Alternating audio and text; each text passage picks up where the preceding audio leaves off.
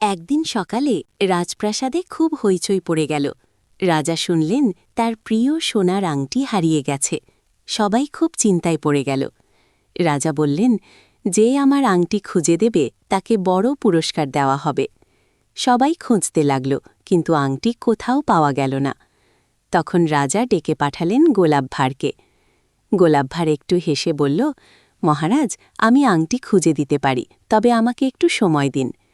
সে সবাইকে রাজদরবারে একসাথে দাঁড়াতে বলল, তারপর একটা মজার কৌশল করল।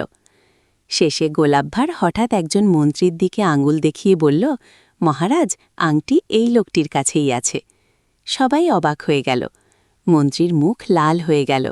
শেষ পর্যন্ত সে লজ্জায় আংটি বের করে দিল।